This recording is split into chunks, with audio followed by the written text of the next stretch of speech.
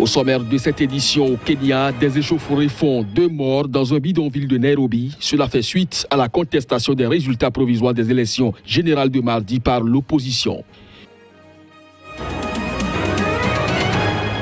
Au Maroc, les organisateurs du mouvement de protestation qui secoue la région du Rif depuis plusieurs mois ont annoncé leur intention d'appeler à de nouvelles manifestations suite à la mort d'un jeune homme.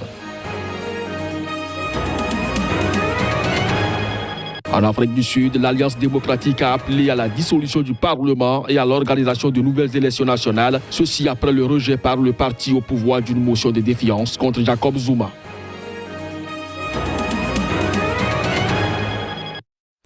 Bonjour à toutes, bonjour à tous et merci à vous qui nous suivez depuis ce matin et également ceux qui viennent donc de nous rejoindre. Au Maroc, demain donc ce journal parle le Maroc où les organisateurs du mouvement du Rift qui secoue donc la région du Rift depuis plusieurs mois ont annoncé leur intention d'appeler à de nouvelles manifestations. C'est bien sûr suite à l'annonce de la mort d'un jeune homme. Ce dernier avait été blessé durant les affrontements du 20 juillet dernier. On fait le point avec Emmanuel Crépi. Au Maroc, la mort d'Imad Attabi, annoncée par le procureur d'Al-Hoceima mardi, va relancer les protestations dans le Rif. Les sympathisants du mouvement ont appelé à manifester massivement. Des protestations ont été annoncées, même si la date est encore gardée secrète. Ce décès est le tout premier depuis le début du mouvement de contestation, il y a 10 mois, dans la région du Rif. Selon une version jamais confirmée par les autorités marocaines, le jeune homme qui a été blessé lors des affrontements du 20 juillet dernier à Al-Hoceima a été touché à la tête par une bombe lacrymogène. Il était depuis dans le coma à l'hôpital militaire de Rabat où il avait été transféré. Selon le procureur d'Al-Hoceima, les investigations sont en cours pour faire la lumière sur cet incident, déterminer les responsabilités et prendre les mesures juridiques qui s'imposent. L'Association marocaine des droits de l'homme, elle, accuse le ministère de l'Intérieur d'être responsable de ce décès. On reste au Maroc. Ilyas El Omari, le secrétaire général du parti Authenticité et Modernité, principal parti d'opposition, a présenté sa démission. Et selon la presse locale, cette démission du leader de l'opposition aurait un lien avec la crise d'Al-Hoceima. La démission du leader de l'opposition marocaine intervient une semaine après un discours critique du roi envers des partis aux abonnés absents qui ne remplissent nullement leur mission, notamment dans la gestion de la crise dans le Rif. Ancien militant d'extrême gauche et également le président de la région nord du Maroc, Ilyas El Omari a évoqué en conférence de presse une décision individuelle et indépendante qui n'a aucune relation avec ce qui se passe à Al-Hoceima et ce, contrairement à ce qu'a annoncé la presse locale. Selon lui, sa décision est motivée par le non-respect de certains élus du PAM, des orientations du parti et des engagements pris envers les électeurs, se présentant lui-même comme le premier responsable. Ilyas El Omari avait pris début 2016 les rênes du PAM, formation fondée en 2008 par Fouad Ali El Ima, un proche conseiller du roi du Maroc. À la tête de ce parti libéral, il s'était livré à une intense bataille électorale avec le parti Justice et Développement, première force politique du pays, se posant comme un rempart moderniste au parti islamiste. La police kenyane a abattu ce mercredi 2 manifestants dans un bidonville de Nairobi. Des échauffourées y ont éclaté après que l'opposition ait accusé le pouvoir d'avoir truqué les élections générales de mardi. Le parti au pouvoir a rejeté ces allégations. Johannes Touanou nous fait vivre l'ambiance. La tension monte au Kenya où au moins 2 manifestants ont été abattus par la police ce mercredi dans le bidonville de Mathare à Nairobi. Ils faisaient partie d'un groupe qui manifestait dans ce secteur et les policiers ont été envoyés sur place pour rétablir l'ordre. 2 d'entre eux ont été tués, a déclaré le responsable de la police qui a requis l'anonymat. Un véhicule de la police est venu sur place pour récupérer le cadavre, provoquant des réactions de colère de la foule. Cet incident est le plus grave d'une journée marquée par des échauffourées ponctuelles dans plusieurs des fief du candidat de l'opposition à la présidentielle Raila Odinga, notamment à Kisumu, dans l'ouest. Les résultats provisoires diffusés par la commission électorale sur son site internet donnent une très large avance au président sortant, Uhuru Kenyatta. Mais Raila Odinga a d'ores et déjà catégoriquement rejeté ces résultats, dénonçant une fraude d'une gravité monumentale. Mais le secrétaire général du Jubilee, le parti au pouvoir, a lui appelé l'opposition à cesser la politique de mensonge. Nous aimerons appeler la NASA à ne pas entrer dans une campagne de désinformation, des campagnes lors desquelles il qualifie les résultats de frauduleux.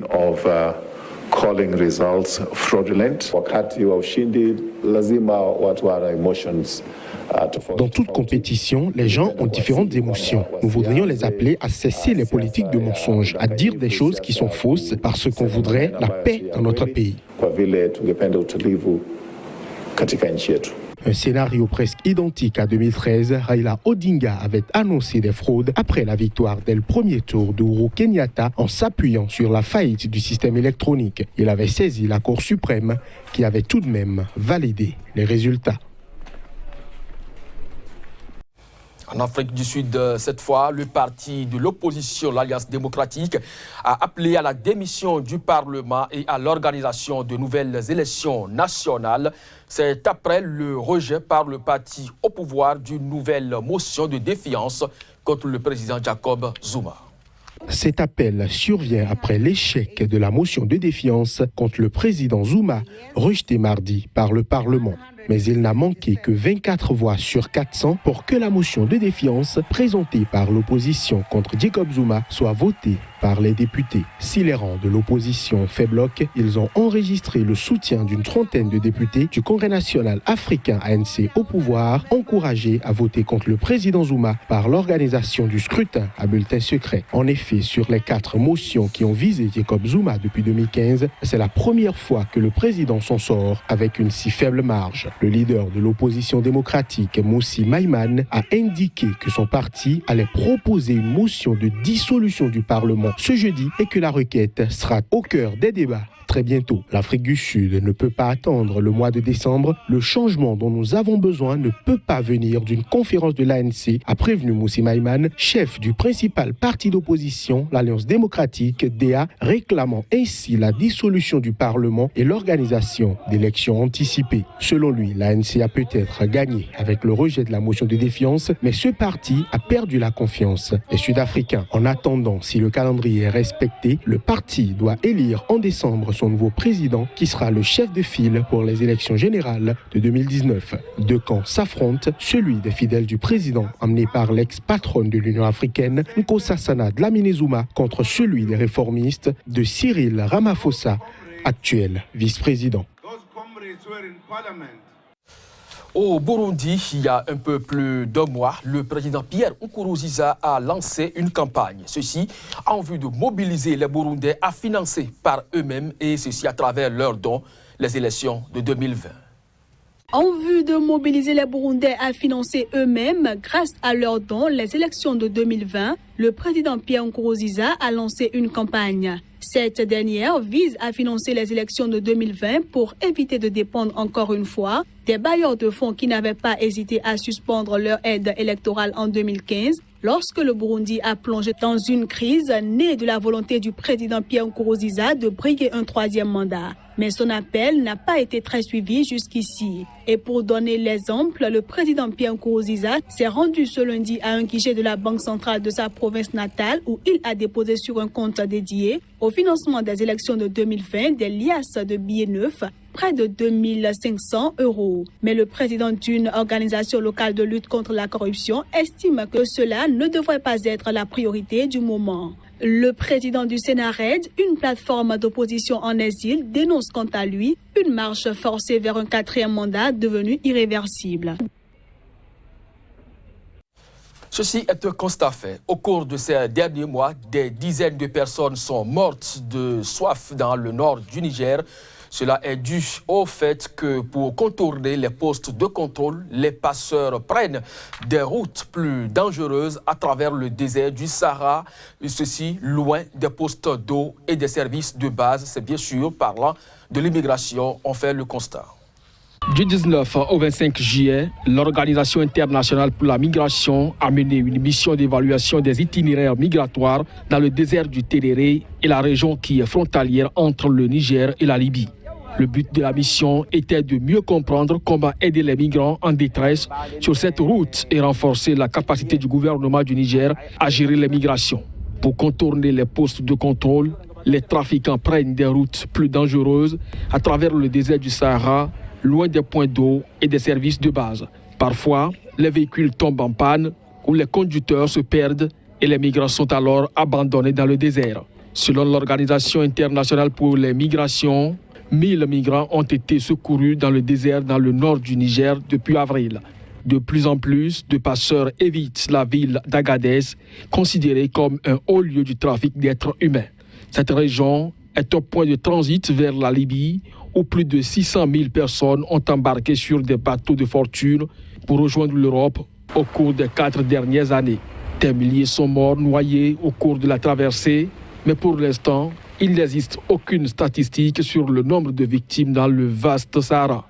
L'OIM, en collaboration avec le département de la protection civile du Niger, a découvert plus de 1400 km à la fin du mois de juillet dans la partie nord du pays pour étudier les flux et les routes migratoires tout en sauvant plus de 150 migrants en détresse.